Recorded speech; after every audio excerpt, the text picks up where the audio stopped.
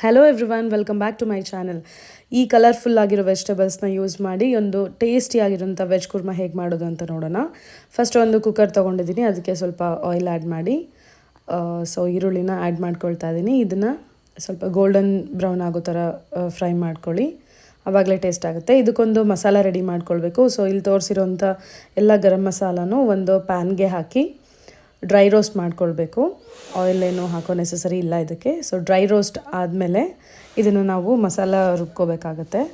ಈ ಕಡೆ golden brown ಆಗಿದೆ ಈರುಳ್ಳಿ, ಅದಕ್ಕೆ ಎಲ್ಲ ವೆಜಿಟೇಬಲ್ಸ್ಗಳನ್ನು ಆ್ಯಡ್ ಮಾಡ್ತಾಯಿದ್ದೀನಿ. ಇದಕ್ಕೆ ನೀವು ಬೇಕಿದ್ರೆ ಇನ್ನೂ ಯಾವ ವೆಜಿಟೇಬಲ್ ನಿಮ್ಗೆ ಇಷ್ಟ ಆಗುತ್ತೋ ಅದನ್ನ ಆ್ಯಡ್ ಮಾಡ್ಕೊಳ್ಬೋದು. ಇದಕ್ಕೆ ಆ್ಯಡ್ ಮಾಡಿಕೊಂಡು ಇದನ್ನು ಎಣ್ಣೆಯಲ್ಲಿ ಚೆನ್ನಾಗಿ ಫ್ರೈ ಮಾಡಬೇಕು. ನೋಡಿ, ಇಲ್ಲಿ ನಾನು ಮಾಡ್ತಾಯಿದ್ದೀನಿ.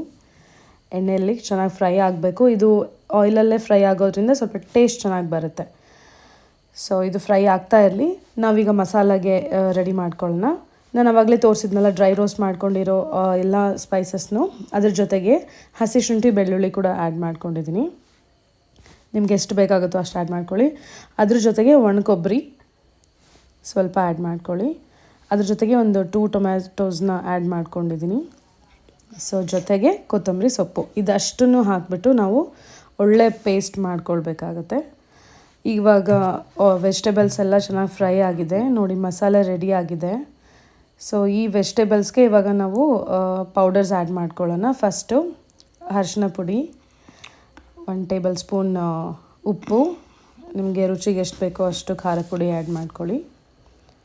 ಇದು ಚೆನ್ನಾಗಿ ಫ್ರೈ ಆಗಲಿ.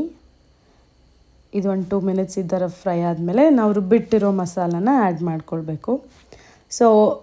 ಮಸಾಲಾನ ಆ್ಯಡ್ ಮಾಡ್ಕೊಂಡಾದಮೇಲೆ ಇದನ್ನು ಚೆನ್ನಾಗಿ ಫ್ರೈ ಮಾಡ್ಕೊಳ್ಬೇಕು, ಬಿಕಾಸ್ ಅದು ಹಸಿ ವಾಸನೆ ಎಲ್ಲ ಹೋಗಬೇಕು.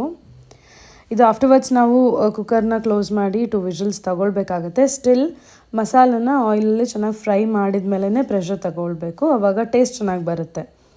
ಇದಕ್ಕೆ ನೀರು ಆ್ಯಡ್ ಮಾಡ್ಕೊಳ್ಬೋದು. ನಾವು ಕನ್ಸಿಸ್ಟೆನ್ಸಿ ಹೇಗೆ ಬೇಕೋ ಹಾಗೆ. ಇದು ಚಪಾತಿ ರೈಸ್ಗೆ ಸ್ವಲ್ಪ ತೆಳ್ಳಗೆ ಬೇಕಾಗುತ್ತೆ. ಕನ್ಸಿಸ್ಟೆನ್ಸಿ ನೋಡಿಕೊಂಡು ನೀರು ಆ್ಯಡ್ ಮಾಡ್ಕೊಳ್ಳಿ. ಕುಕ್ಕರ್ ಕ್ಲೋಸ್ ಮಾಡಿ 2 ವಿಷಲ್ ತೊಗೊಂಡ್ರೆ ಟೇಸ್ಟಿಯಾಗಿರೋಂಥ ವೆಜ್ ಕುರ್ಮಾ ರೆಡಿ ಆಗುತ್ತೆ. ಇದು ನಾನಿವತ್ತು ಚಪಾತಿ ಜೊತೆ ಸರ್ವ್ ಮಾಡಿದ್ದೀನಿ.